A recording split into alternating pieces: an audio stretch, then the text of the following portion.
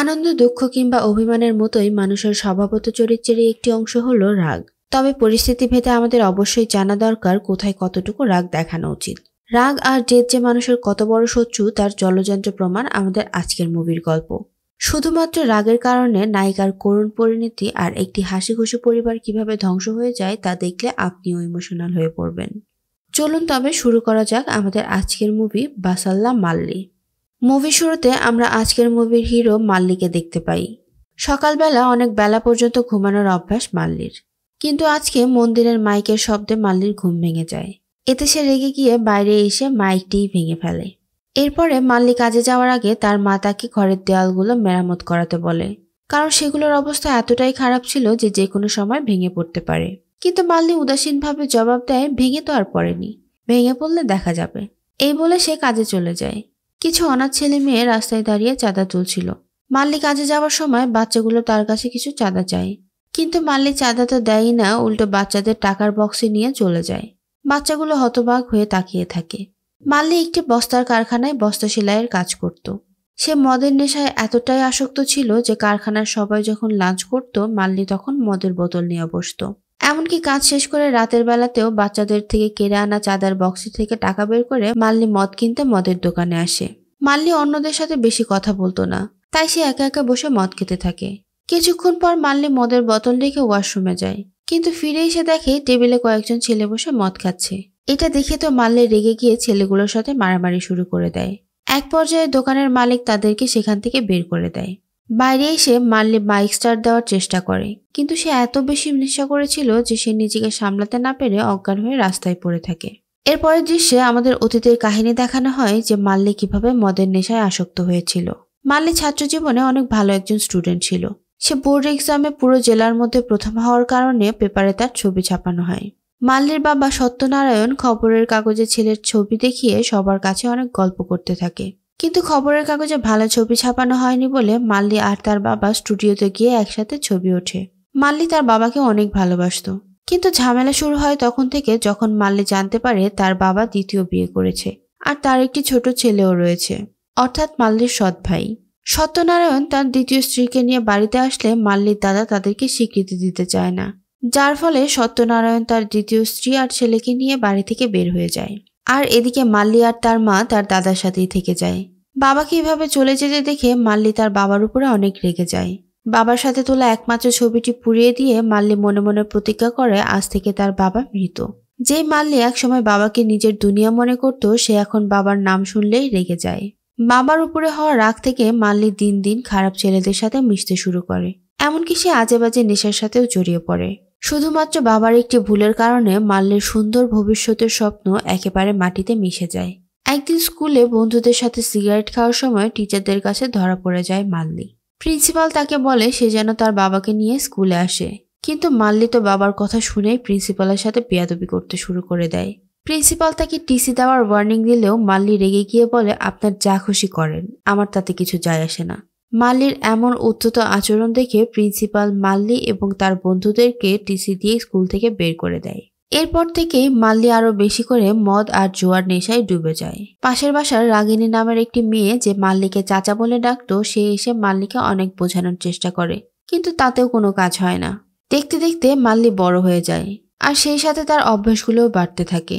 মদ, জুয়া আর আজে বাজে মেয়েদের নিয়েই বেশিরভাগ সময় কাটে মাল্লির, আর সামান্য কথাতেই রেগে গিয়ে মানুষের সাথে মারামারি করত। এরপরের দৃশ্যে আমরা দেখতে পাই বিভিন্ন বস্তা তৈরির কারখানার মালিক এবং সদস্যরা মিলে একটি মিটিং করছে। রাজু নামের এক লোক ছিল তাদের প্রেসিডেন্ট। কে কোথায় কিভাবে বিজনেস করবে তার সবই ভাগাভাগি করত প্রেসিডেন্ট রাজু। মিটিংয়ে রাজু সবার মাঝে কাজ ভাগাভাগি করে দেয়। এমন সময় শেখর নামের এক লোক তার মেয়ের অপারেশনের জন্য রাজুর কাছে কিছু টাকা ধার চায়, কিন্তু রাজু তাকে টাকা দিতে মানা করে দেয়। শেখর রাজুর ভয়ে আর কিছু বলতে পারে না। এদিকে মাল্লি বাড়ি ফিরে দেখে তার বাবা বসে আছে। এতদিন পরে বাবাকে দেখেও মাল্লির কিছুতেই নিজের রাগ কন্ট্রোল করতে পারে না। মাল্লির মা তাকে বুঝিয়ে বলে যে তার বাবা তার জন্য কিছু জমি কিনতে চায়, যার জন্য সে এই বাড়িতে এসেছে। কিন্তু মাল্লি রেগে গিয়ে বলে যে সে তোমার স্বামী, তাই এখনো কিছু বলিনি, নইলে ঘাড় ধাক্কা দিয়ে বাড়ি থেকে বের করে দিতাম। সত্যনারায়ণ বুঝতে পারে মাল্লি এখনো তার উপরে অনেক বেশি রেগে আছে, তাই সে মন খারাপ করে সেখান থেকে চলে যায়। কিছুদিন পরে রাগিনীকে ছেলেপক্ষ দেখতে আসে। ছেলে এবং মেয়ে একে অন্যকে পছন্দ করলে তাদের বিয়ে ঠিক হয়ে যায়। রাগিনীর বিয়ের দিন বরপক্ষকে খাওয়ানোর সময় কাবেরী নামের একটি মেয়েকে দেখে মাল্লির খুব পছন্দ হয়। পরের দিন কাজে যাওয়ার সময় আবারও কাবেরীর সাথে মাল্লির দেখা হয়। মাল্লি দেখতে পায় কাবেরী অনেক আতঙ্কিত হয়ে তাকিয়ে আছে। তাই সে কাবেরীর সাথে কথা বলার জন্য তার কাছে যায় যে তার কোনো সাহায্য লাগবে কিনা। কাবেরী বলে আজ তার এক্সাম আছে, কিন্তু সে কোনো পড়াই মনে করতে পারছে না। এটা শুনে মাল্লি তার পরিচিত শঙ্কর নামের একটি ছেলেকে ডেকে বলে সে যেন পরীক্ষার হলে কাবেরীকে সাহায্য করে। কিন্তু মাল্লি দেখতে পায় ছেলেটা শার্টের ভাঁজে অনেকগুলো নকল নিয়ে এসেছে। মাল্লি তখন সেখান থেকে কিছু নকল পরীক্ষার হলে কাবেরীকে দিয়ে সাহায্য করতে বলে, কিন্তু কাবেরী নকল করে পরীক্ষা দেবে না বলে সেখান থেকে চলে যায়। রাতের বেলা মাল্লি যখন তার বন্ধুদের সাথে মদ খাচ্ছিল, এমন সময় শঙ্কর এসে কান্না করতে করতে জানায় যে কাবেরীর জন্য সে আজকে এক্সাম দিতে পারেনি, কারণ শঙ্করের নকল নিয়ে যাওয়ার কথা কাবেরী টিচারকে বলে দিয়েছিল, যার ফলে টিচার শঙ্করকে রুম থেকে বের করে দেয়। এসব শুনে মাল্লি কাবেরীর উপর মনে মনে অনেক রাগ করে। পরের দিন মাল্লি কাজ শেষ করে লাঞ্চ করতে বসে। সেই সময় কাবেরীও তার বান্ধবীদের সাথে লাঞ্চ করতে এসেছিল। মাল্লি তার টিফিন খুলে দেখতে পায় তার মা তার জন্য সবজি রান্না করে দিয়েছে, যা দেখে সে রেগে গিয়ে খাবারের বাটিটি ফেলে দেয়। কাবেরী দূর থেকে দেখে ভাবে মাল্লির টিফিন হয়তো পড়ে গিয়েছে, তাই সে নিজের খাবার থেকে কিছু খাবার মাল্লিকে দিতে আসে। কিন্তু যখন সে জানতে পারে যে মাল্লি ইচ্ছে করেই তার মায়ের দেওয়া খাবার ফেলে দিয়েছে, তখন কাবেরী রেগে গিয়ে মাল্লিকে অনেক কথা শোনায়। কাবেরীর কথা শুনে মাল্লি বুঝতে পারে মায়ের দেওয়া খাবার ফেলে দেওয়া তার উচিত হয়নি। এদিকে কাবেরীর কথা শুনে মাল্লি তাকে মনে মনে পছন্দ করতে শুরু করে। রাতের বেলা বাড়ি ফিরে মাল্লি তার মায়ের কাছে খাবার চায়। বহুদিন পর মাল্লি তার মায়ের কাছে খাবার চাইছে শুনে মাল্লির মা অনেক খুশি হয়। মাল্লিও অনেক তৃপ্তি করে তার মায়ের হাতের খাবার খায়। মাল্লি যেহেতু কাবেরীকে রাগিনীর বিয়েতে প্রথম দেখেছিল, তাই সে পরের দিন রাগিনীর শ্বশুরবাড়িতে যায় কাবেরীর পরিচয় জানতে। কিন্তু রাগিনীর হাজব্যান্ড মাল্লিকে বলে কাবেরীর সাথে তোমার সম্পর্ক হওয়া তো কোনোভাবেই সম্ভব নয়, কারণ কাবেরীর মা কলকাতা থেকে এখানে এসেছিল। তাই কাবেরীও পড়াশোনা শেষ করে কলকাতায় গিয়ে সেটেল হতে চায়, আর কিছুদিন পরে পরীক্ষা শেষ হলে সে এখান থেকে চিরদিনের জন্য চলে যাবে। তাছাড়া কাবেরী পড়ালেখা জানা একজন মডার্ন মেয়ে, আর মাল্লি মদের নেশায় ডুবে থাকা এক বখাটে ছেলে। তাদের মধ্যে সম্পর্ক হওয়া তো প্রায় অসম্ভব একটি ব্যাপার। কিন্তু মাল্লি এসব কথায় একেবারেই কান না দিয়ে কাবেরীর কাছে গিয়ে তাকে বিয়ের জন্য প্রপোজ করে। সে কাবেরীকে আরো বলে সে যদি চায় তবে মাল্লি তার সব ধরনের বাজে নেশা ছেড়ে দিয়ে শুধুমাত্র কাবেরীর জন্য ভালো হয়ে যাবে। এসব বলে মাল্লি সেখান থেকে চলে যায়। কাবেরী আর তার বান্ধবী মাল্লির কথা শুনে অবাক হয়ে তাকিয়ে থাকে।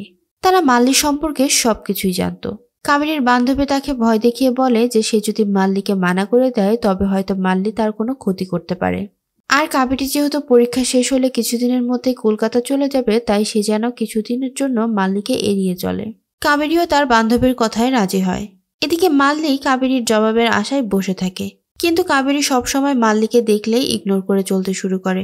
এত ইগনোর করার পরেও মাল্লি কাবেরীর সাথে কোনো খারাপ আচরণ করছে না দেখে কাবেরীও মনে মনে মাল্লিকে পছন্দ করতে শুরু করে।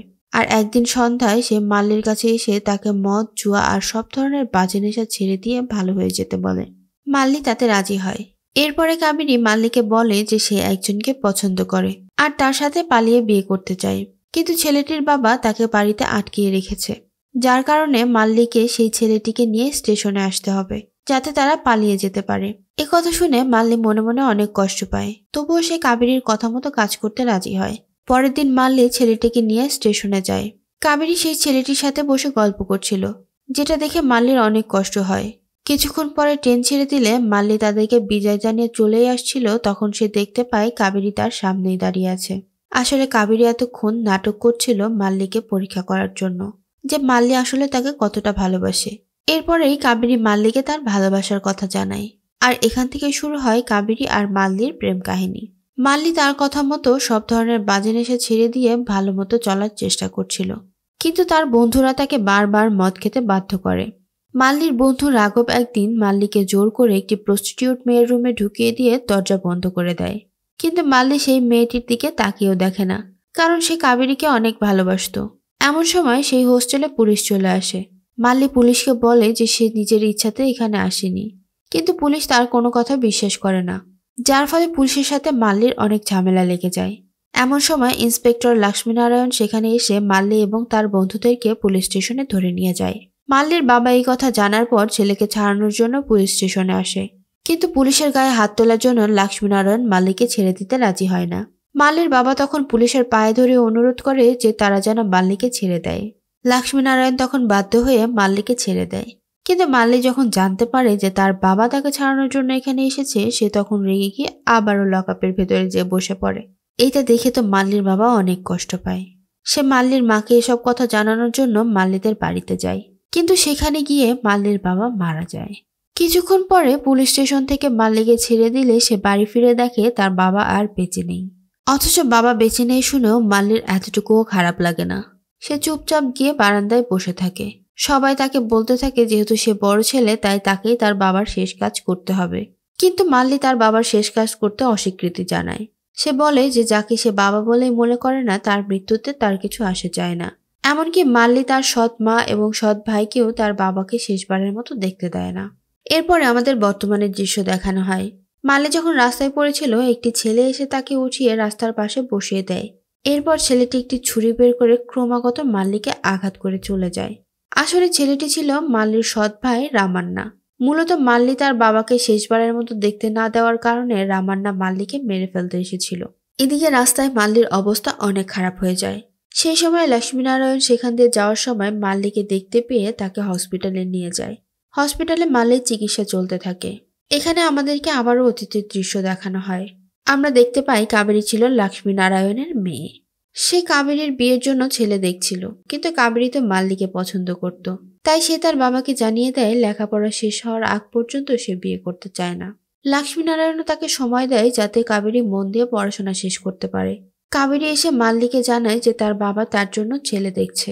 মাল্লি তখন বুঝতে পারে যে তাকে কোনো ভালো ব্যবসা করতে হবে, যাতে সে লক্ষ্মীনারায়ণের কাছে গিয়ে কাবেরীর সাথে বিয়ের কথা বলতে পারে। মাল্লি তখন তার ট্রাক্টর বিক্রি করে দিয়ে বস্তা তৈরির কারখানা দেয়। আর অল্প দিনের মধ্যেই মাল্লি খুব ভালোভাবে তার ব্যবসা দাঁড় করাতে সক্ষম হয়। এসব দেখে কাবেরীও অনেক খুশি হয়। মাল্লির ব্যবসা এত ভালো চলছিল যে সে কিছুদিনের মধ্যে একটি গাড়ি কিনে ফেলে। মাল্লির এমন পরিবর্তন দেখে তার মা এবং বন্ধুরা অনেক খুশি হয়। এদিকে আমরা দেখতে পাই মাল্লির এমন সফলতায় অন্যান্য কারখানার মালিকরা হিংসা করতে শুরু করে। আর একদিন রাতের অন্ধকারে তারা মাল্লির কারখানায় আগুন লাগিয়ে দিয়ে সবকিছু পুড়িয়ে দেয়। মাল্লি বুঝতে পেরে কারখানার কমিটির সদস্যদের সাথে দেখা করতে আসে, কারণ সে বুঝতে পেরেছিল যে কারা কারখানায় আগুন লাগিয়েছে। কিন্তু প্রেসিডেন্ট রাজু জানায় হয়তো শর্ট সার্কিট থেকেই তার কারখানায় আগুন লেগেছে। এই কথা শুনে তো মাল্লি অনেক রেগে যায়। আর মাল্লি তাদেরকে হুমকি দিয়ে বলে যে সে 1 মাসের মধ্যে আবারও কারখানার কাজ শুরু করবে, কিন্তু এইবার যদি তার কারখানার কোনো ক্ষতি হয় তবে সে সব কারখানাতে আগুন লাগিয়ে দেবে। মাল্লি আবারও তার কারখানা চালু করার কাজ শুরু করে, কিন্তু অনেক লস হবার কারণে তার কাছে পর্যাপ্ত টাকা ছিল না। তখন কাবেরী এসে মাল্লিকে তার মায়ের একটি আংটি দিয়ে বলে সে যেন এটা বন্ধক রেখে সেই টাকা দিয়ে কারখানার কাজ শুরু করে। এদিকে কিছুদিন পরে লক্ষ্মীনারায়ণ তার মেয়ে কাবেরীকে আবারও তার বিয়ের কথা বলে। এবার কাবেরী সাহস করে তার বাবাকে বলে যে সে মাল্লিকে ভালোবাসে আর তাকেই বিয়ে করতে চায়। মনে মনে রাগ করলেও মেয়ের খুশির কথা ভেবে লক্ষ্মীনারায়ণ মাল্লির সাথে বিয়ে দিতে রাজি হয়ে যায়। পরের দিন মাল্লি কাবেরীর বাবার সাথে দেখা করতে আসে। লক্ষ্মীনারায়ণ মাল্লির সাথে কাবেরীকে বিয়ে দিতে রাজি হয়, কিন্তু তার একটি শর্ত ছিল যে বিয়ের কার্ডে মাল্লির বাবার নাম উল্লেখ থাকতে হবে, কারণ সে খুব ভালো করে জানতো যে মাল্লি তার বাবাকে পছন্দ করে না। এদিকে বাবার কথা শুনে মাল্লি লক্ষ্মীনারায়ণের উপরে রেগে যায় আর তার সাথে খারাপ ব্যবহার করতে শুরু করে। মাল্লির এমন বাজে আচরণ দেখে লক্ষ্মীনারায়ণ রেগে গিয়ে মাল্লির সাথে তার মেয়েকে বিয়ে দিতে মানা করে দেয়। মাল্লি তখন কাবেরীকে বলে সে যেন তার বাবাকে ছেড়ে দিয়ে তার কাছে চলে আসে, কিন্তু কাবেরী তার বাবাকে উপেক্ষা করে মাল্লির সাথে যেতে রাজি হয় না, যা দেখে মাল্লি রেগে গিয়ে সেখান থেকে চলে যায়। এরপর থেকে মাল্লি আবারও আগের মতো মদের নেশায় ডুবে যায়। তার ব্যবসা ছেড়ে দিয়ে জুয়া খেলতে শুরু করে। আর ওদিকে লক্ষ্মীনারায়ণ অন্য কারোর সাথে কাবেরীর বিয়ে ঠিক করে ফেলে। কাবেরী তখন মাল্লিকে বোঝানোর জন্য শেষবারের মতো তার বাড়িতে আসে, কিন্তু মাল্লি কাবেরীর কোনো কথাই শুনতে রাজি হয় না। কাবেরীও তখন রেগে গিয়ে মাল্লির হাতে তার বিয়ের কার্ড দিয়ে সেখান থেকে চলে যায়। কাবেরীর বিয়ের দিন মাল্লি বিয়ের মণ্ডপে এসে উপস্থিত হয়। সবাই ভেবেছিল মাল্লি হয়তো নিজের ভুল বুঝতে পেরে এখানে এসেছে, কিন্তু মাল্লি আসলে কাবেরীর দেওয়া তার মায়ের আংটি ফেরত দিতে এসেছিল। কিছুক্ষণ পরে সবাই দেখতে পায় কাবেরী ফাঁসি দিয়ে আত্মহত্যা করেছে। মাল্লি এই কথা শুনে ধীরে ধীরে কাবেরীকে শেষবারের মতো দেখার জন্য এগিয়ে যায়, কিন্তু বিয়েবাড়ির লোকজন মাল্লিকে ধরে মারতে শুরু করে, কারণ মাল্লির জন্যই কাবেরী আত্মহত্যা করেছে। কাহিনী আবারও বর্তমানে ফিরে আসে। হসপিটালে জ্ঞান ফেরার পর মাল্লি বুঝতে পারে রামান্নাই তাকে ছুরি মেরেছিল, তাই সে রামান্নাকে মারতে যেতে চায়, কিন্তু মাল্লির মা তাকে বোঝায় যে রামান্না যা করেছে তা তার দিক থেকে ঠিকই ছিল, কারণ মাল্লি শেষবারের জন্য রামান্নাকে তার বাবার সাথে দেখা করতে দেয়নি। তার মা তাকে এত রাগ ধরে রাখতে নিষেধ করে, কারণ এই রাগের কারণেই সে তার বাবাকে হারিয়েছে। এমনকি তার রাগের কারণেই কাবেরীকেও জীবন দিতে হয়েছে। কিন্তু সে কি কিছু পেয়েছে এই রাগ আর জেদের কারণে? বরং এই রাগের কারণেই তার জীবন ধ্বংস হয়ে গিয়েছে। তার মা তাকে আরো বলে, রাগ করতে জানলে ক্ষমা করতেও জানতে হয়। মাল্লিও তখন নিজের ভুল বুঝতে পেরে লক্ষ্মীনারায়ণের সাথে দেখা করতে যায়। মাল্লি তার কাছে মাপ চেয়ে বলে যদি সে সেদিন বিয়ের কার্ডে বাবার নাম লিখতে রাজি হতো তবে হয়তো কাবেরী আজ বেঁচে থাকতো। লক্ষ্মীনারায়ণ মাল্লিকে ক্ষমা করে দেয়। মাল্লি তার ছোট ভাই রামান্নার কাছে গিয়েও ক্ষমা চায়। জীবনের সবকিছু হারিয়ে মাল্লি আজ বুঝতে পেরেছে তার রাগের কারণেই আজ তাকে সবকিছু হারাতে হয়েছে। এরপর মাল্লি সেই জায়গায় যায় যেখানে সে কাবেরীর সাথে সময় কাটাতো। মাল্লি সেখানে বসে বসে কাবেরীর সাথে কাটানো সুন্দর মুহূর্তগুলো মনে করতে করতে সেখানেই শেষ নিঃশ্বাস ত্যাগ করে। আর এখানেই শেষ হয়ে যায় আমাদের আজকের মুভির গল্প। ভালো লাগলে লাইক, কমেন্ট, শেয়ার করে পাশে থাকবেন। ধন্যবাদ।